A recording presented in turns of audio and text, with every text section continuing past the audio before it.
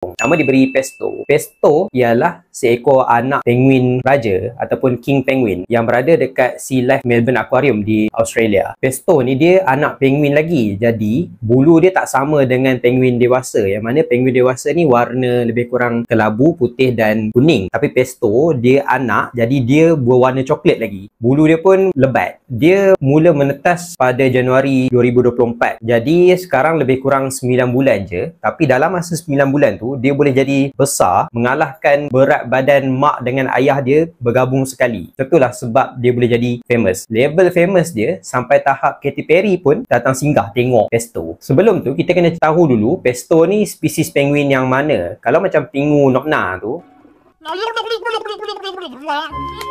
pingu tu dia spesies emperor penguin walaupun dia kartun lah. Untuk Pesto, dia spesies penguin raja. Penguin yang kedua terbesar dalam dunia ni selepas emperor penguin. Spesies penguin raja ni dia tak ada concern dari sudut kepupusan dia sebab ada lebih daripada 4 juta ekor di atas dunia ni. Cuma berbalik dekat saiz dia tadi, antara sebab yang menjadikan dia viral ni sebab Pesto ni dah cecah tinggi 90 cm dan berat dia 22 kg. Nampak macam ringan, tapi untuk spesies penguin raja benda ni luar daripada normal. Selalunya berat penguin dewasa, penguin raja boleh cecah paling-paling pun 18 kg. Jadi Pesto ni baru budak dah besar 22 kg. Tu memang congki betul lah. Ada banyak sebab macam mana dia boleh jadi berat sedemikian rupa. Paling yang boleh nampak, tengok dia punya tabiat makan lah. Dia memang kuat makan baik. 25 ekor ikan kalau ikut dia punya penjaga dia. So bukan tu saja, faktor genetik pun tentulah main peranan. Pesto ni dia anak kepada Blake, seekor penguin jantan dekat akuarium tu yang paling besar. Jadi no wonder lah dia punya genetik besar tu mungkin dapat daripada ayah dia,